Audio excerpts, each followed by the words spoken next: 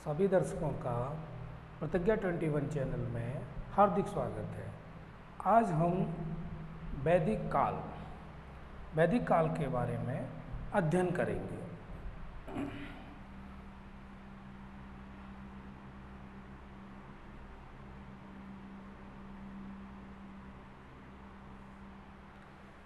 वैदिक काल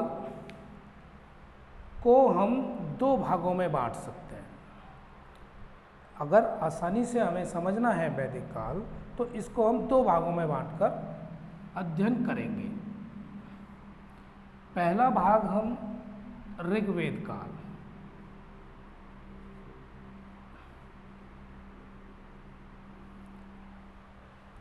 और दूसरा भाग उत्तर वैदिक काल। वैदिक काल को दो भागों में बांटकर अध्ययन करेंगे।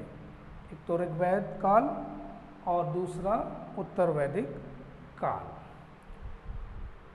हमारे देश में हड़प्पा सभ्यता के बाद, जब हड़प्पा सभ्यता का पतन हो गया, उसके बाद आर्यों का आगमन हुआ। तो ये आर्य भारत में आकर बस गए और यहीं से वैदिक सभ्यता शुरू होती है।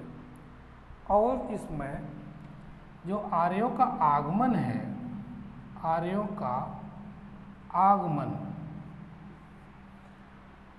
इससे पहले हम ये समझें कि 1500 ईसा पूर्व से 1000 ईसा पूर्व,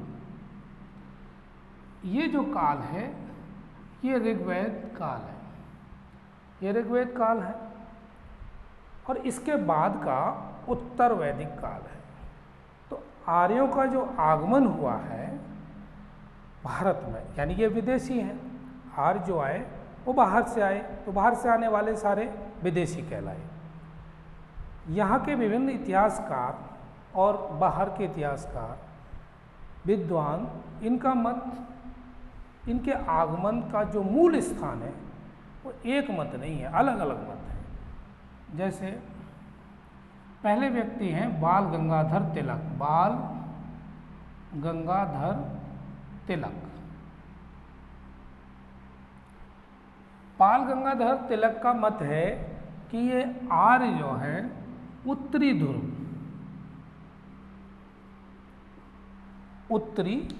ध्रुव से आए। बाल गंगाधर तिलक का मत है कि आर्य उत्तरी ध्रुव से आए। दूसरे एक विद्वान हैं मैक्स मूलर।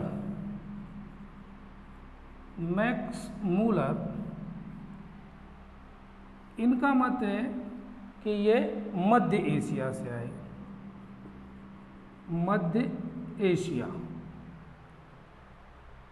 दोनों विद्वान, बाल गंगाधर तिलक कहते हैं उत्तरी ध्रुव से आर्य आए, मैक्स मूलर कहते हैं मध्य एशिया से आर्य आए।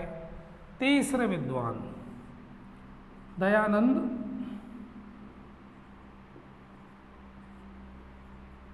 सरस्वती, इनका मत है कि आर्य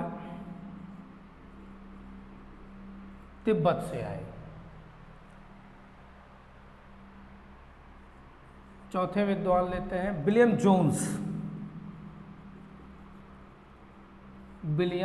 जोन्स। इनका मत है कि आर्य यूरोप से आए। मैंने आपको 4 विद्वानों का मत बताया कि आर्यों का आगमन कहाँ से हुआ, यानी इनका मूल स्थान ये। बाल गंगाधर तिलक कहते हैं उत्तरी ध्रुव से, मैक्स मूलर कहते हैं मध्य एशिया से, दयानंद सरस्वती कहते हैं तिब्बत से, और विलियम जोन्स कहते हैं कि ये आर्य यूरोप से आए, इनका मूल स्थान यूरोप रहा। तो ये मैंने आपको बताया इनके आगमन के बारे में 4 विद्वानों का मत। आगे देखते हैं।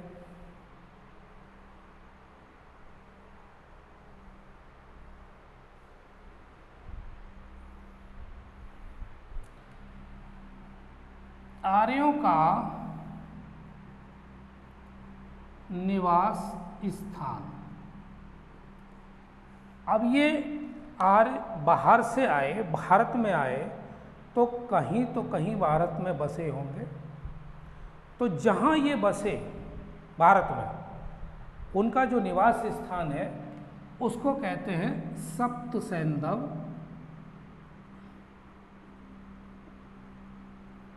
प्रदेश। जहाँ ये बसे वो निवास स्थान सप्त सैंधव प्रदेश कहलाता है। अब आता है कि इसमें कौन कौन सी जगह हैं। एक तो पंजाब का क्षेत्र रहा, दूसरा हरियाणा, तीसरा राजस्थान, चौथा अफगानिस्तान, पांचवा यूपी, यमुना का पश्चिमी भाग, यमुना का पश्चिमी भाग। सप्त सैंधव प्रदेश में इन क्षेत्रों को शामिल किया गया है कि आर्य का जो विस्तार है, आर्य जो निवासी यहाँ पर रहे भारत में, उन्होंने अपना निवास स्थान इन क्षेत्रों के बीच में ही बनाया। इनको समुद्र की जानकारी नहीं थी।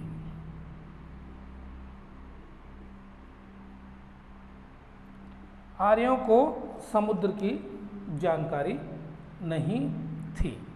दूसरा,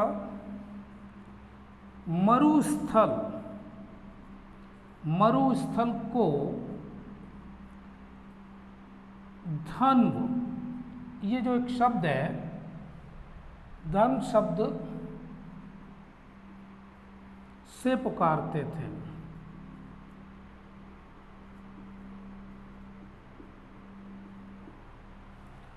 आर्य मरुस्थल को धन्व कहते थे। समुद्र की जानकारी नहीं थी। प्रदेश पंजाब, हरियाणा, राजस्थान, अफगानिस्तान और यूपी, यमुना के पश्चिमी भाग की ओर इनका निवास स्थान था। तो हमने समझा आर्यों का निवास स्थान। आर्य कहाँ से आए, 4 विद्वानों के मत अभी बता के चुके हैं आपको। अगला देखते हैं।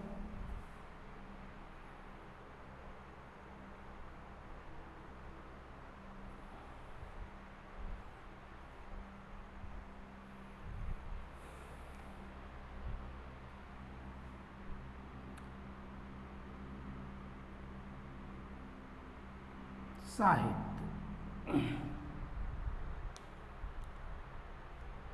वैदिक काल में 4 वेदों का संकलन हुआ, 4 वेदों की रचनाएं हुई, और उन वेदों का नाम है number 1 Rigveda,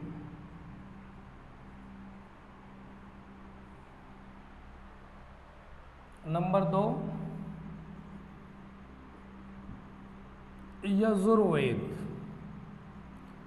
number 3 Samaveda, number 4 Atharvaveda,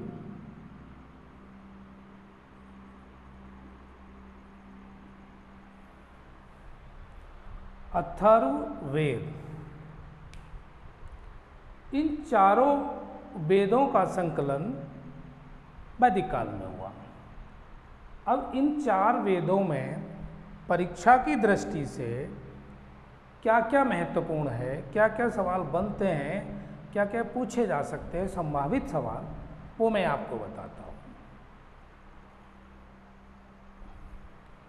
पहला लेते हैं ऋग्वेद।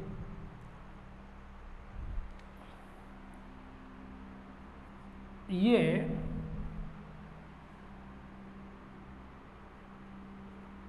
देवताओं की स्तुति, देवताओं की स्तुति से संबंधित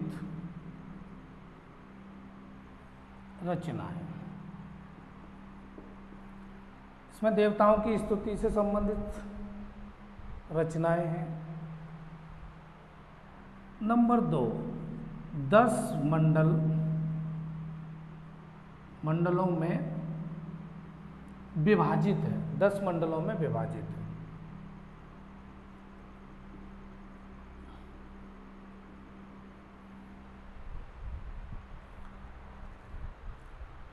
इसकी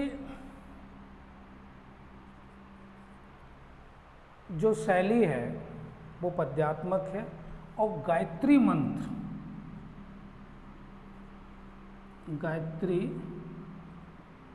मंत्र इसी से लिया गया है। गायत्री मंत्र ऋग्वेद से ही लिया गया है। नंबर 4 पे आता है अस तो माँ सदगमय। ये जो उपवाक्य है ये भी ऋग्वेद से लिया गया है। 5वां महत्वपूर्ण पॉइंट है विदुषी स्त्रियां। उनके नाम है लोपामुद्रा,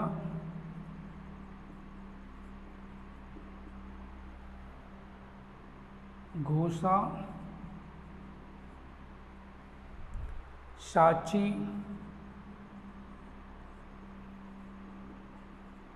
कांक्षावृत्ति। परीक्षा की दृष्टि से ये 5 पॉइंट हमने दिए हैं। पहला, देवताओं की स्तुति से संबंधित रचनाएं हैं ऋग्वेद में, 10 मंडलों में विभाजित है, गायत्री मंत्र इसी से लिया गया है, अस्तो माँ सदगमय जो उपवाक्य है यह भी ऋग्वेद से लिया गया है, विदुषी स्त्रियां, लोपामुद्रा, घोषा, साची, कांक्षावृत्ति आदि का इसमें वर्णन है, उनकी रचनाएं हैं। तो ये हमने ऋग्वेद के महत्वपूर्ण जो इम्पोर्टेंट पॉइंट्स हैं वो मैंने आपको बताया। अब दूसरा वेद लेते हैं।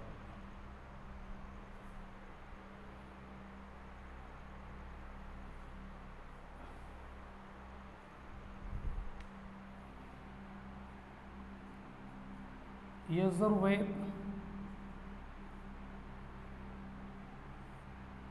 यजुर्वेद में क्या पॉइंट्स मेन है? इसमें यज्ञ विधियों का वर्णन है। यज्ञ विधियों का वर्णन है। नंबर 2, धार्मिक अनुष्ठानों का वर्णन है। यज्ञ विधियों का वर्णन है, यज्ञ कैसे किया जाता था, क्या विधि थी, क्या प्रकार थे, ये सारा वर्णन यजुर्वेद में। धार्मिक अनुष्ठानों का वर्णन है। तीसरा, पद्य एवं गद्य दोनों शैली में लिखा गया। गद्य एवं पद्य दोनों शैली में लिखा गया है यजुर्वेद। चौथा पॉइंट आता है राजसु एवं वाजपेय।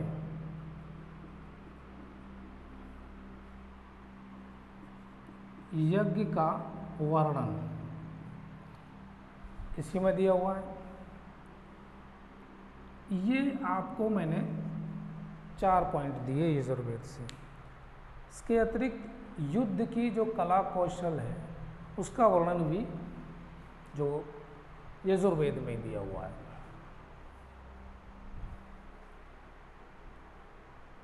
तीसरा वेद, उसके बारे में देखते हैं कि इसमें क्या महत्वपूर्ण चीज़ है।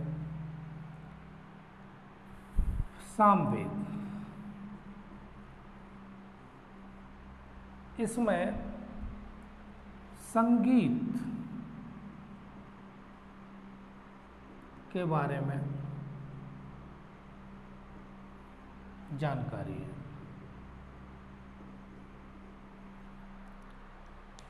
अधिकांश भाग इसका ऋग्वेद से ही लिया गया है।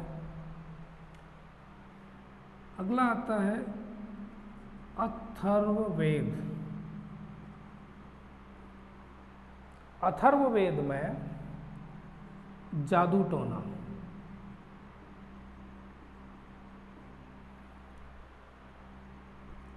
रोग एवं निवारण। अथर्ववेद में जादू टोना, रोग और निवारण, इसके बारे में जानकारी मिलती है। तो जो इम्पोर्टेंट चीज़ें थीं चारों वेदों में, तो परीक्षा की दृष्टि से पूछे जाएंगे सवाल, वो मैंने आपको बताया। इसके अतिरिक्त अब वैदिक काल के जो वहाँ समाज है, उसकी जो व्यवस्था है, उसकी जो विशेषताएं हैं, उसके बारे में वर्णन करते हैं। और ये भी देखते हैं हड़प्पा काल के बाद वैदिक काल में क्या क्या परिवर्तन आया।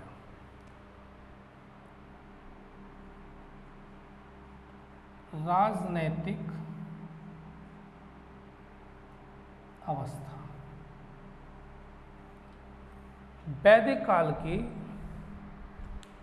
जिसको हम ऋग्वैदिक काल और उत्तर वैदिक काल दो भागों में बांटकर ऋग्वैदिक काल का जो राजनीतिक व्यवस्था है, इसको देखें। राजनीतिक अवस्था क्या थी? पहला पॉइंट्स लेते हैं।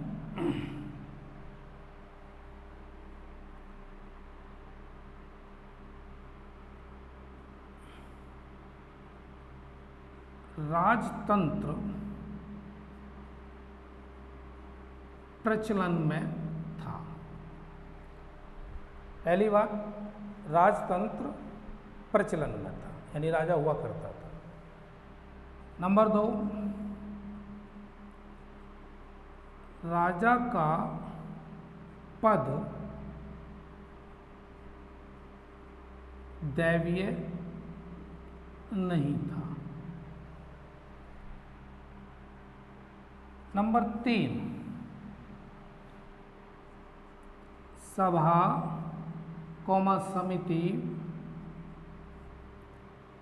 गण एवं विदथ, ये 4 हैं। इन संस्थाओं का उल्लेख ऋग्वेद में है। संस्थाएं थी ये सभी।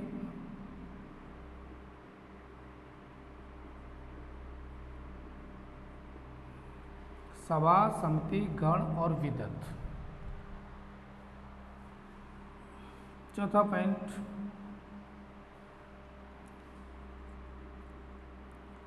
अथर्ववेद में सभा एवं समिति, सभा एवं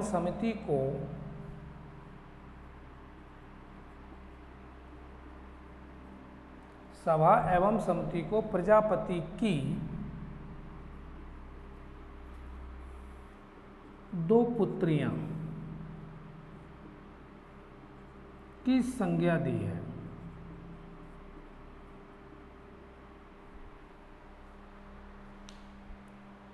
ऋग्वैदिक काल में राजनीतिक अवस्था में सबसे पहला पॉइंट, राजतंत्र प्रचलन में था, राजा का पद दैवीय नहीं था, सभा, समिति, गण और विदत संस्थाएं थीं। अथर्ववेद में सभा एवं समिति को प्रजापति की 2 पुत्रियों की संज्ञा दी गई है। अब हम बात करते हैं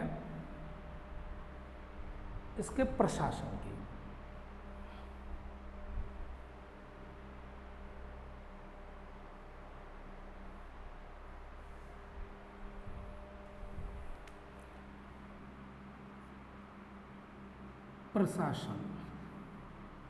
प्रशासन में नंबर एक पे आता है पुरोहित।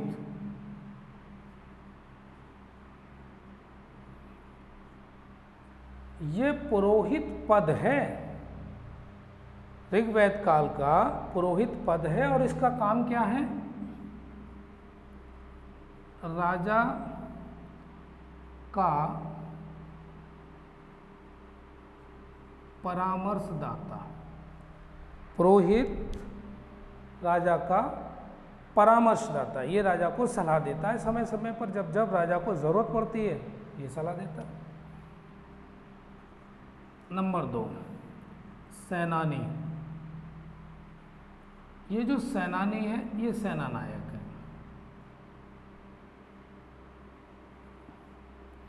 ये सेना नायक है, सेना का प्रमुख। तीसरा,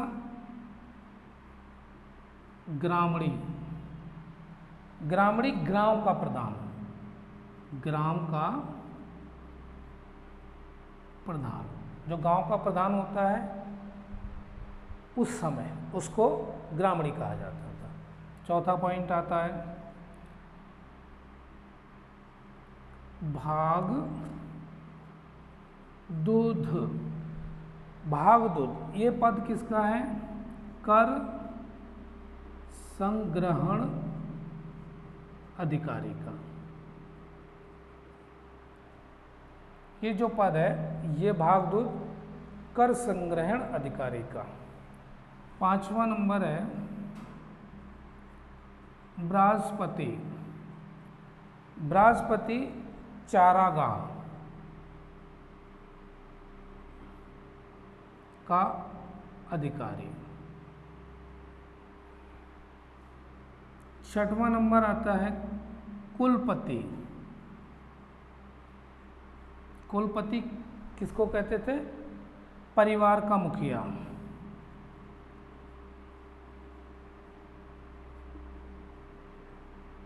परिवार का मुखिया, कुलपति को परिवार का मुखिया कहा जाता था।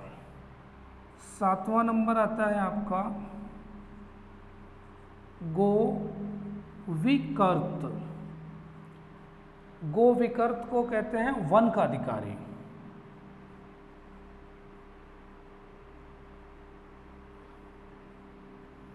गोविकर्त वन का अधिकारी। 8वां नंबर आता है अचवाप लेखाधिकारी।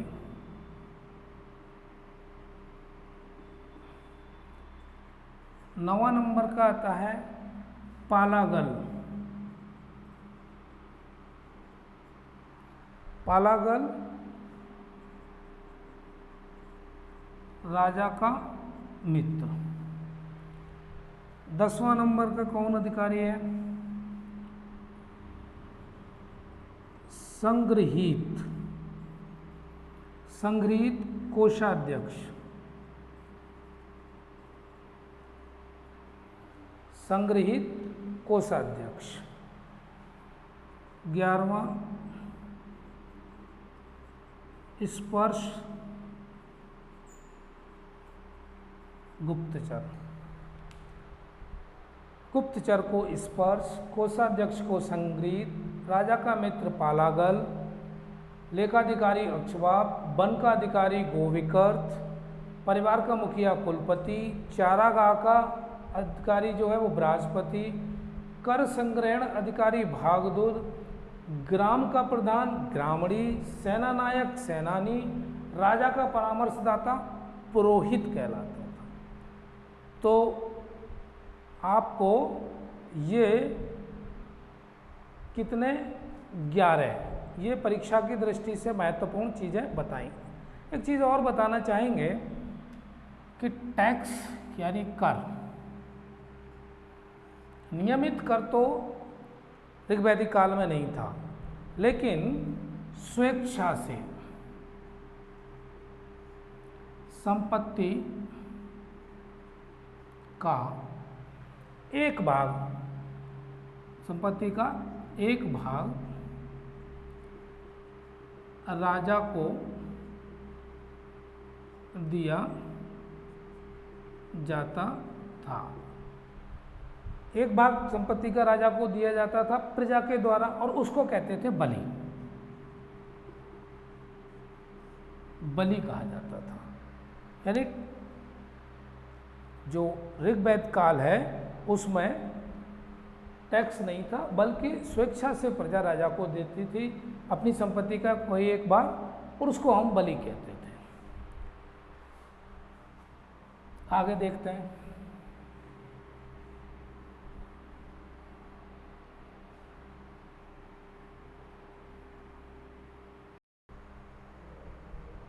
अब देखते हैं अगली इसकी स्थिति है वो सामाजिक स्थिति को देखते हैं।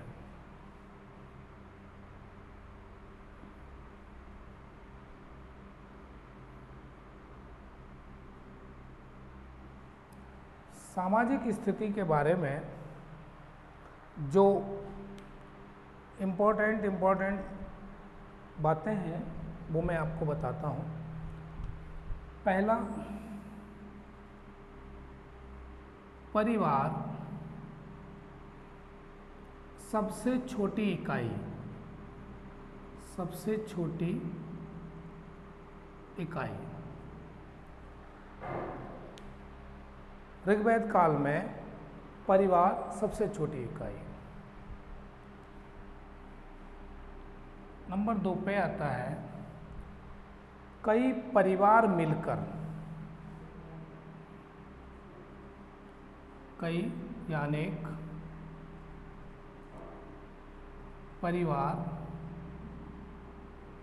मिलकर ग्राम का निर्माण,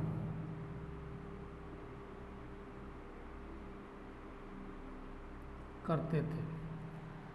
यानी कई परिवार मिल जाएं तो उसको हम एक साथ सामूहिक रूप से उसको ग्राम कहा जाता था। तीसरा, कई ग्राम मिलकर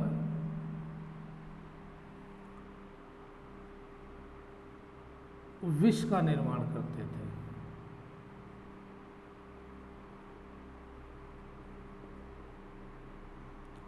और इसका जो मुखिया होता था विष का, जैसे ग्राम का मुखिया ग्रामणी और विष का मुखिया होता था, उसको हम कहते थे विषपति।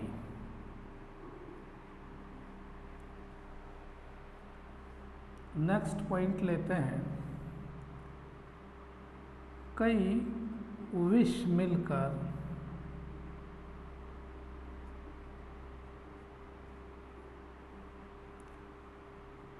जन का निर्माण करते थे। परिवार सबसे छोटी इकाई, परिवार से मिलकर ग्राम बना, ग्राम से मिलकर विश्व बना और विश्व से मिलकर जन बना, जो वर्तमान में जनपद जैसे बोलते हैं, यह वही कंसेप्ट है। अगला, इसको आसानी से अगर हम देखें तो ऐसे याद कर लें, परिवार, ग्राम, विश्व और फिर जन। परिवार से मिलकर ग्राम, ग्राम से मिलकर विश्व और विश्व से मिलकर जन बने। नेक्स्ट, इनकी जो सामाजिक स्थिति में हम देखेंगे पितृसत्तात्मक, पितृसत्तात्मक परिवार। हड़प्पा सभ्यता में मातृसत्तात्मक परिवार। अगला, वर्ण व्यवस्था, व्यवसाय पर आधारित थी। वर्ण व्यवस्था जो थी वो किस पर आधारित थी? व्यवसाय पर आधारित थी। अगला पॉइंट है पुत्र एवं पुत्रियां दोनों का उपनयन संस्कार होता था। ऋग्वेद काल में पुत्र और पुत्रिय दोनों का उपनयन संस्कार होता था। इसका मतलब यह है कि दोनों ही को समान रूप से शिक्षा प्रदान की जाती थी। नेक्स्ट पॉइंट है स्त्रियां सभा एवं समिति में भाग लेती थी। अभी मैंने आपको 4 संस्थाएं बताई थी, सभा, समिति, गण और विदर्थ। उसमें सभा और समिति ये दोनों में स्त्रियां भाग लेती थी। अगला पॉइंट, विधवा विवाह अंतरजातीय विवाह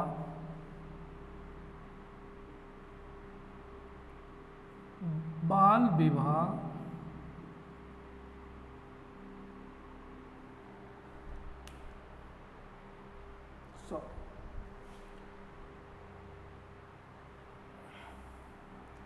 विधवा विवाह अंतरजातीय विवाह का प्रचलन था।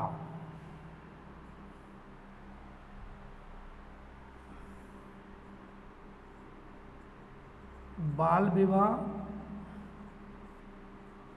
एवं सती प्रथा का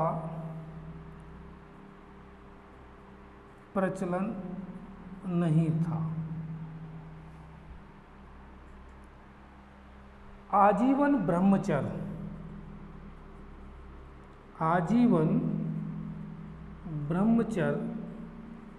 का पालन करने वाली स्त्री को अमाजू कहा जाता था। आपके सामने सामाजिक स्थिति में पहले तो ये संगठन बताया, परिवार, ग्राम, विश्व और जन। उसके बाद इसके महत्वपूर्ण बिंदुओं पर चर्चा की। पितृसत्तात्मक परिवार था, वर्ण व्यवस्था व्यवसाय पर आधारित थी, पुत्र एवं पुत्री जो दोनों हैं उनका उपनयन संस्कार होता था, स्त्रियां सभा और समिति में भाग लेती थी दोनों में, विधवा विवाह अंतरजातीय विवाह का प्रचलन था, बाल विवाह और सती प्रथा का प्रचलन नहीं था, आजीवन ब्रह्मचर्य का पालन करने वाली स्त्री को अमाजू कहा जाता। अमाजू। नेक्स्ट देखते हैं।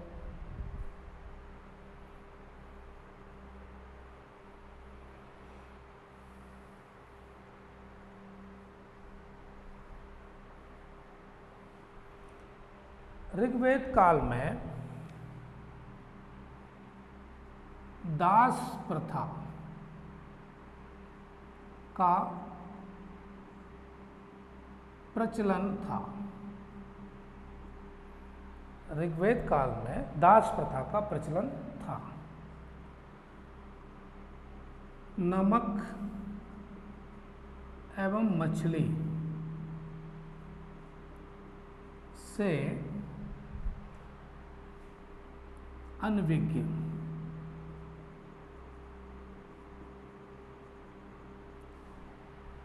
अगला पॉइंट, सूती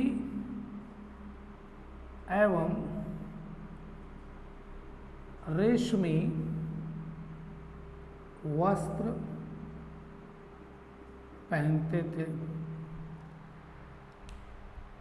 दास प्रथा का प्रचलन था, नमक एवं मछली से अनभिज्ञ थे, सूती एवं रेशमी वस्त्र पहनते थे।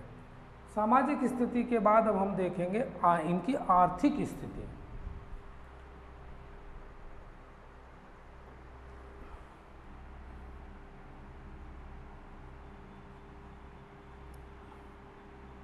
आर्थिक स्थिति, आर्थिक स्थिति में पहला पॉइंट आता है मुख्य व्यवसाय। ऋग्वेद काल के लोगों का मुख्य व्यवसाय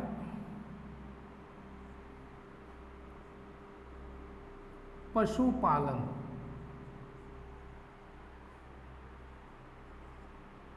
दूसरा पॉइंट, पूरी तरह से ये ग्रामीण सभ्यता थी। और यहीं पर आपको बता दें कि हड़प्पा काल की जो सभ्यता है वो नगरीय सभ्यता है। नंबर 3, गाय को अत्यधिक महत्व दिया जाता था। ऋग्वेद काल में मुख्य व्यवसाय पशुपालन और उसमें भी गाय को अत्यधिक महत्व दिया जाता था। चौथा पॉइंट, गोधूली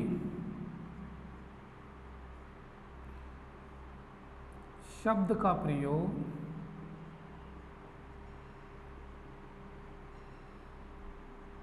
समय बताने के लिए किया जाता था। गोधूली शब्द का प्रयोग समय बताने के लिए किया जाता था। वैसे भी आजकल इस गोधूली शब्द का तो मतलब हम देखने को मिलता है, वो है शाम का समय गोधूली का ही होता है, जब पशुओं को चरा के घर की ओर वापस लौटते हैं और शाम को उस समय को गोधूली कहते हैं। लोहे से अपरिचित,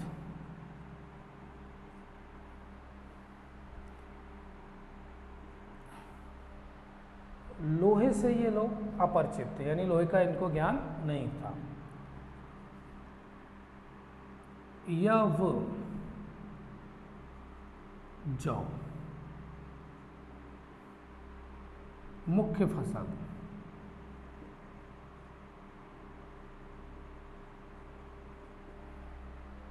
ऋग्वेद काल की यव जो है, जिसको जौ को यव कहा जाता था, और ये मुख्य फसल थी।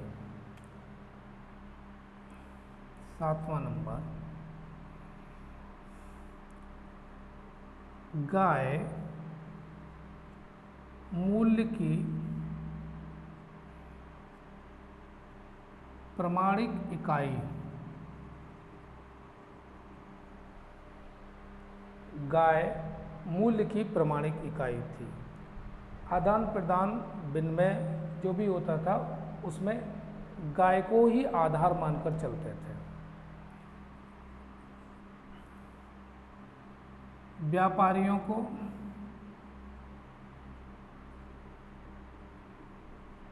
पणी, एक शब्द है पणी, कहा जाता था। आर्थिक स्थिति के अंतर्गत 8 मुख्य पॉइंट्स, मुख्य व्यवसाय पशुपालन, ग्रामीण सभ्यता, गाय को अत्यधिक महत्व दिया जाता था, गोधूली शब्द का प्रयोग समय बताने के लिए, लोहे से अपरिचित थे, यव यानी जौ मुख्य फसल थी, गाय मूल्य की प्रमाणिक इकाई थी, और व्यापारियों को पणी कहा जाता था। आर्थिक स्थिति के बाद अब देखते हैं इनकी धार्मिक स्थिति।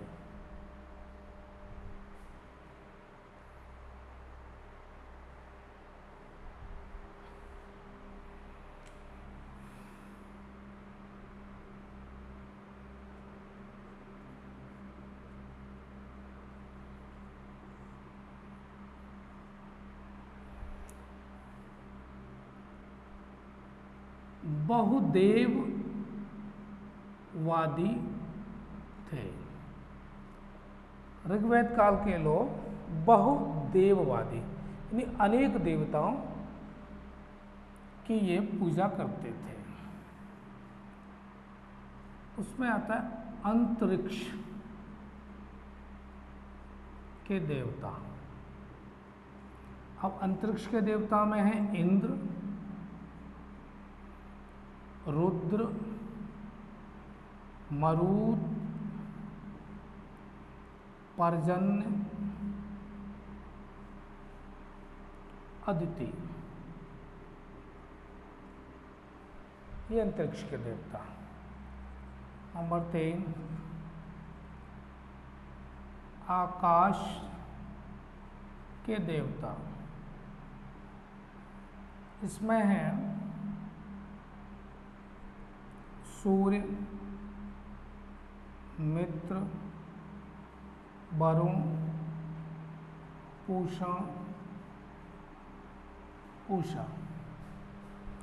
ये हमारे सामने दो दिए अंतरिक्ष के देवता, आकाश के देवता। अंतरिक्ष में ये दिए, आकाश के देवता में ये दिए सूर्य, मित्र, वरुण और पूषण, उषा। चौथा पॉइंट आता है पृथ्वी के देवता। इसमें अग्नि, सोम, बृहस्पति, पृथ्वी। इंद्र सबसे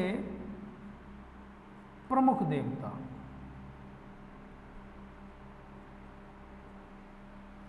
ऋग्वेद काल में इंद्र सबसे प्रमुख देवता था। दूसरा प्रमुख देवता अग्नि। ऋग्वेद काल में दूसरा प्रमुख देवता कौन है? अग्नि, जो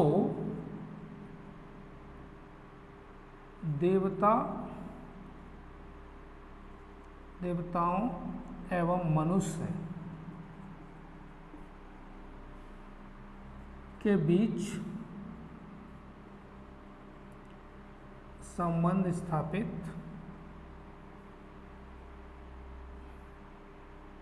कराता था। ये अग्नि देवता। सोम वनस्पति का देवता। पूषण पशुपालन एवं चारागाह का देवता।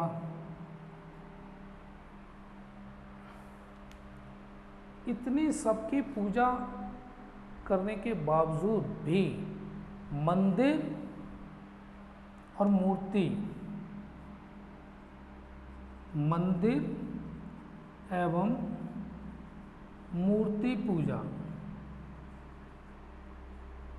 का उल्लेख नहीं है। तो हम कह सकते हैं कि ये जो भी ऋग्वेद काल के लोग थे ये पूरी तरह से प्रकृतिवादी थे, यानी प्रकृति की पूजा करते थे और उसी में से ये सारे देवताओं की ये श्रृंखला दी हुई है। नेक्स्ट,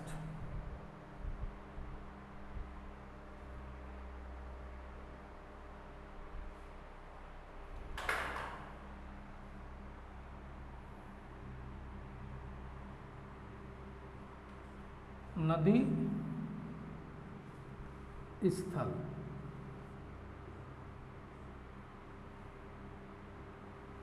नंबर 1 पे आती है वितस्ता।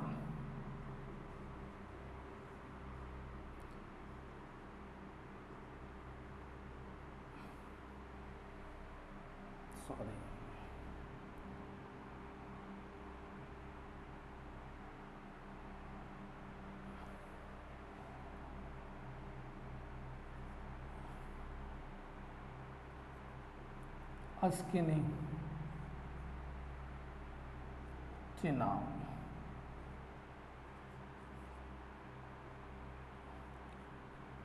बिपाशा, ब्यास, परुषणी, रावी, शुतुद्री, सतलज,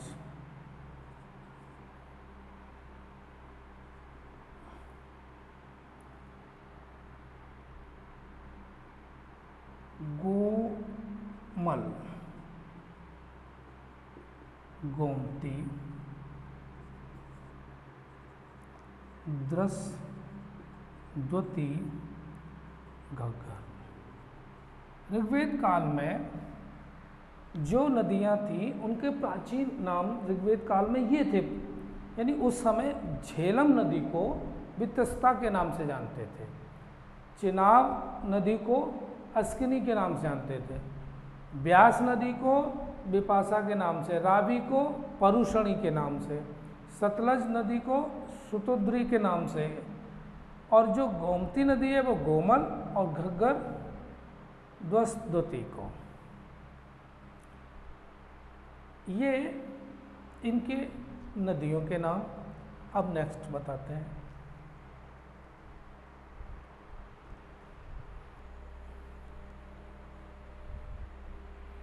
अब हम उत्तर वैदिक काल,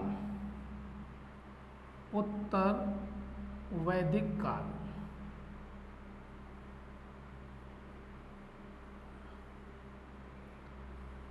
इसका अध्ययन करेंगे। अभी हम ऋग्वेद काल के बारे में पढ़ रहे थे, अब हम पढ़ेंगे उत्तर वैदिक काल के बारे में।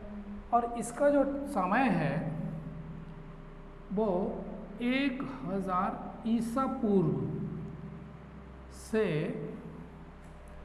600 ईसा पूर्व,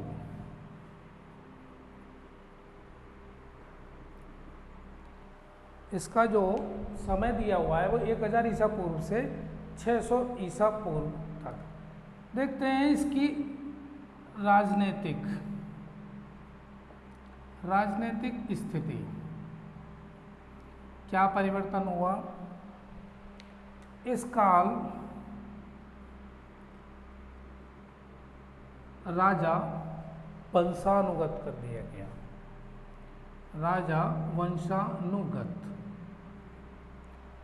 यद्यपि चुनाव, राजा के चुनाव का भी वर्णन है, लेकिन फिर भी ये ज़्यादातर हमने देखा कि राजा वंशानुगत पद। राजा के राज्याभिषेक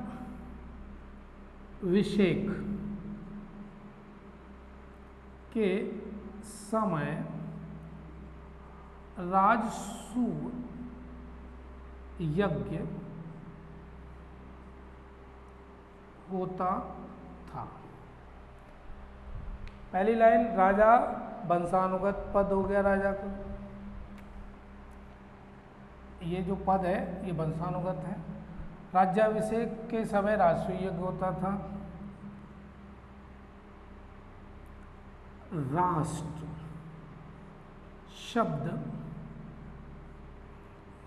शब्द प्रदेश का सूचक था।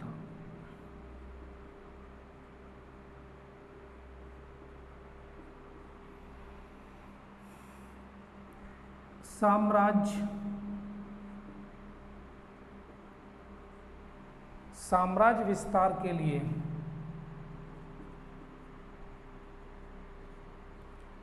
वाजपेयी यज्ञ किया जाता था। राजनीतिक स्थिति में राजा का पद वंशानुगत, राज्याभिषेक के समय राजसूय यज्ञ होता था। राष्ट्र शब्द प्रदेश का सूचक, साम्राज्य विस्तार के लिए वाजपेयी यज्ञ का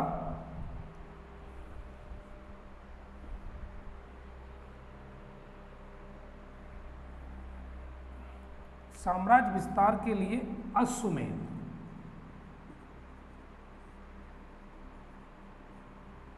यज्ञ किया जाता है। वो वाजपेयी नहीं, अश्वमेध यज्ञ किया जाता है। अथर्ववेद से राजा के निर्वाचन की सूचना मिलती है। स्त्रियों को सभा एवं समिति में प्रवेश बंद यानी निषिद्ध कर दिया गया। फिर आप समझें, राजा का पद वंशानुगत, राज्याभिषेक के समय राजसी यज्ञ होता था। राज शब्द प्रदेश का सूचक, साम्राज्य विस्तार के लिए अश्वमेध यज्ञ किया जाता था। अथर्ववेद से राजा के निर्वाचन की हमको सूचना मिलती है।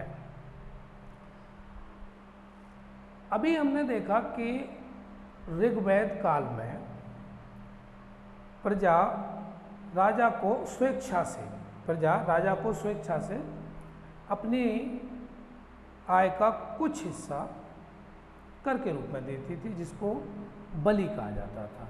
लेकिन उत्तर वैदिक काल में आते आते बलि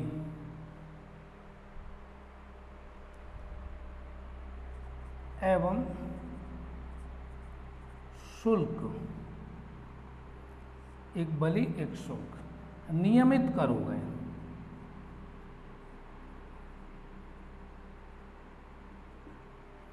बलि एवं शुल्क नियमित कर हो गए। स्थायी सेना अभी भी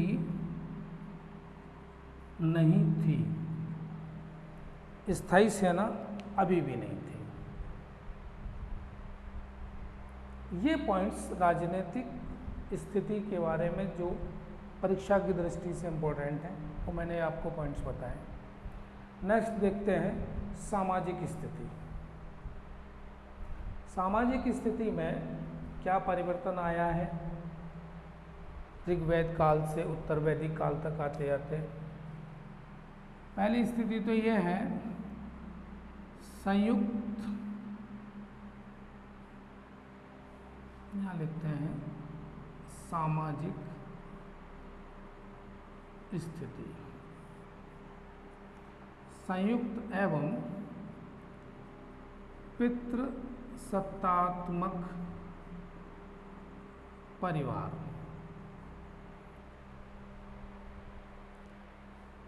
नंबर 2, वर्ण व्यवस्था पर आधारित समाज, जिसमें आगे ब्राह्मण, क्षत्रिय, वैश्य एवं शूद्र। तीसरा पॉइंट आता है आपका महत्वपूर्ण, स्त्रियों की स्थिति में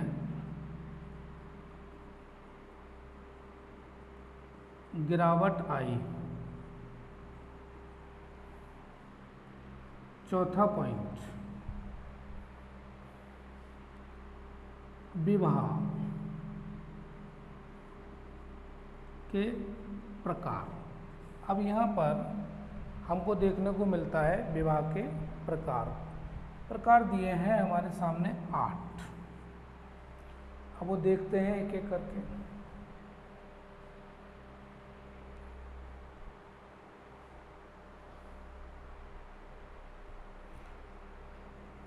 पहला है ब्रह्म विवाह। दूसरा है आपका देव विवाह, तीसरा है आर्ष विवाह, चौथा है आपका प्रजापत्य विवाह, पांचवा है असुर विवाह, छठा है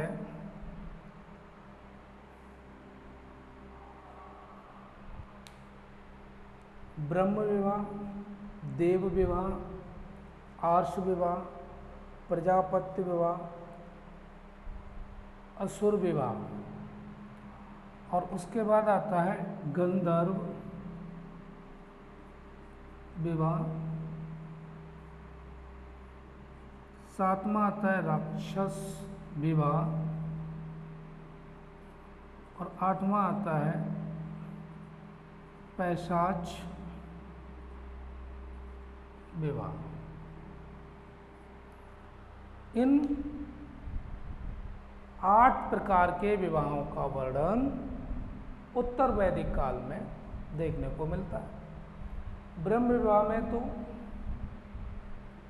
जो भी कन्या के हित में दहेज के रूप में जो भी दिया जाता था, और उसी वर्ग के वर के साथ कन्या का विवाह किया जाता था, तो ऐसा विवाह क्या कहलाता था? ब्रह्म विवाह। देव विवाह में क्या करते थे? जो यज्ञ करता था, यज्ञकर्ता या कहें पुरोहित, उसके साथ विवाह किया जाता था। आर्ष विवाह में क्या करते थे? आर्ष विवाह में कन्या के संरक्षक को एक जोड़ी बैल दिया जाता था। अब आता है प्रजापत्य विवाह। ये जो प्रजापत्य विवाह है, इसमें बिना दहेज के विवाह किया जाता, कोई दहेज इसमें नहीं दिया जाता था, लेकिन हाँ इसमें तो दिया जाता था। असुर विवाह। असुर विवाह में कन्या को उसके पिता से खरीदा जाता था, मतलब क्रय किया जाता था, ये असुर विवाह। गंधर्व विवाह, ये प्रेम विवाह। राक्षस विवाह, किडनैप कर लेना, कन्या को किडनैप कर लेना, ये राक्षस विवाह की श्रेणी में आता है। पैशाच विवाह, सोई हुई कन्या के साथ शारीरिक संबंध बनाना, ये पैशाच विवाह में आता है। तो ये 8 प्रकार के विवाह उत्तर वैदिक काल में प्रचलन में थे। अब देखते हैं इसकी आर्थिक स्थिति क्या थी। उत्तर वैदिक काल में आर्थिक स्थिति, पहला पॉइंट बताते हैं कृषि एवं पशुपालन। कृषि एवं पशुपालन। पशुपालन तो ऋग्वेद काल में भी था, कृषि भी था, लेकिन इसमें इसकी अपेक्षा कृषि पर अधिक ध्यान दिया जाने लगा। कृषि पर अधिक ध्यान दिया जाने लगा। दूसरा, लोहे के हल का प्रयोग, लोहे के हल का प्रयोग कृषि करने में आसानी होने लगी। चावल की खेती, चावल की खेती शुरू हुई, और ये चावल है, इसको चावल को कहते थे व्रीहि। चावल को व्रीहि शब्द से जाना जाता है। चौथा पॉइंट है गोधूम। गोधूम गेहूं को, ये जो गोधूम शब्द है वो गेहूं के लिए, चावल व्रीहि के लिए, और पांचवा पॉइंट आता है हल। हल को सीर कहा जाता था, हल को सीर कहा जाता था। छठा स्वर्णकार, रथकार, गायक, नर्तक, कुंभकार, वैद्य,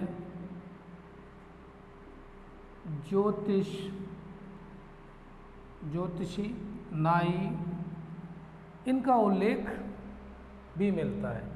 ये जो दिए हैं स्वर्णकार, रथकार, गायक, नर्तक, कुंभकार, वैद्य, ज्योतिष, नाई, इनका भी उल्लेख उत्तर वैदिक काल में मिलता है। लोहे को कृष्ण अयस, एक शब्द है, लोहे को कृष्ण अयस के नाम से जानते थे। जानते थे। 8वां नंबर आता है आपका निष्क।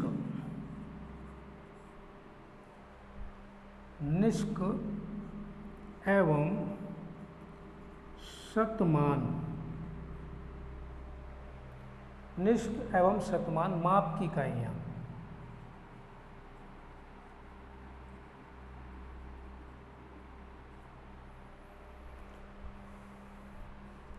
नंबर 9, वस्तु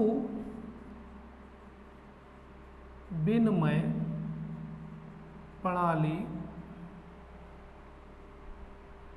प्रचलन में थी। सिक्कों का जो प्रयोग है वो कहीं कहीं होता था, ज़्यादा प्रयोग में नहीं था। पूरा वस्तु विनिमय प्रणाली पर ही आधारित था।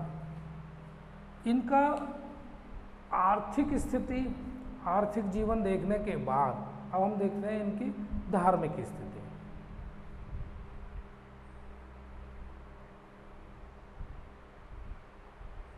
धार्मिक स्थिति में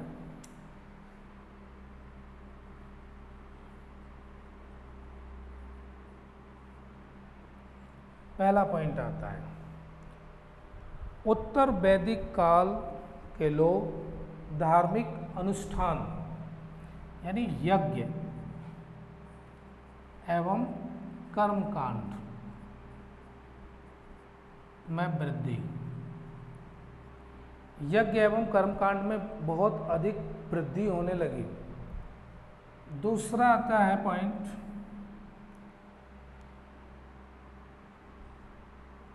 ब्रह्म यज्ञ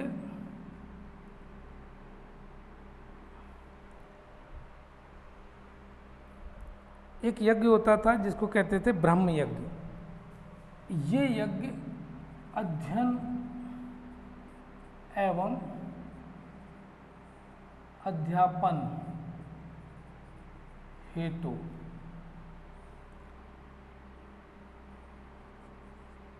देव यज्ञ,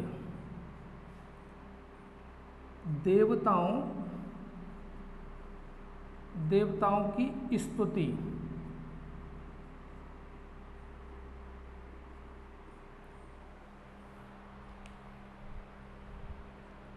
पहला पॉइंट कर्मकांड, इसमें ज़्यादा शुरू हो गए, इनकी वृद्धि हुई। ब्रह्म यज्ञ अध्ययन एवं अध्यापन के लिए, देव यज्ञ देवताओं की स्तुति के लिए। चौथा है पितृयज्ञ,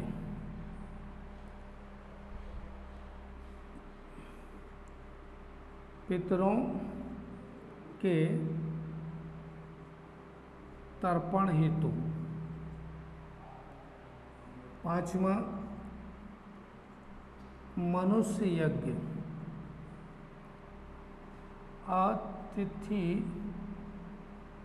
सत्कार एवं मनुष्य के कल्याण हेतु। ब्रह्म यज्ञ अध्ययन अध्यापन हेतु, देव यज्ञ देवताओं की स्तुति के लिए, पितृयज्ञ पितरों के तर्पण हेतु, मनुष्य यज्ञ अतिथि सत्कार एवं मनुष्य के कल्याण के लिए। 1 2 3 4 यज्ञ, इसके अलावा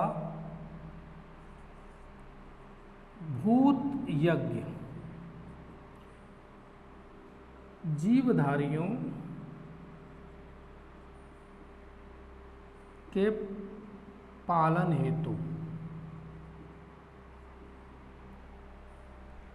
अब इन यज्ञों में खास बात क्या थी, पशु की बलि दी जाती थी, पशु की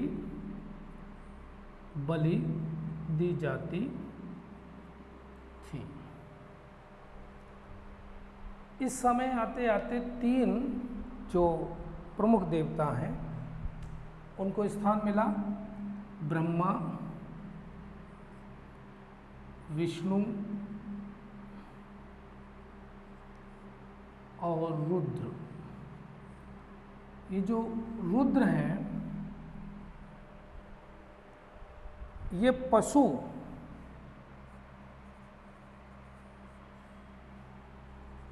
के देवता हैं।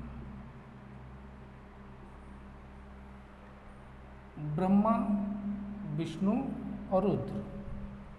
इसके अलावा 3 ऋण भी हैं, एक देव ऋण,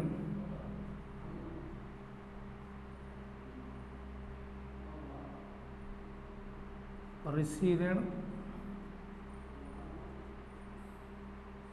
पितृ ऋण।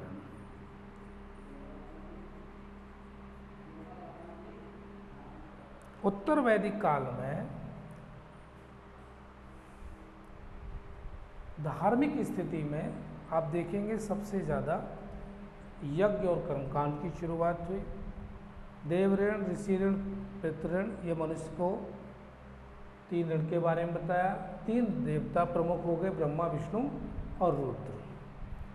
विष्णु ये तो सृष्टि करता है, ब्रह्मा, विष्णु पालन करता है और रुद्र पशुओं के देवता है। धन्यवाद।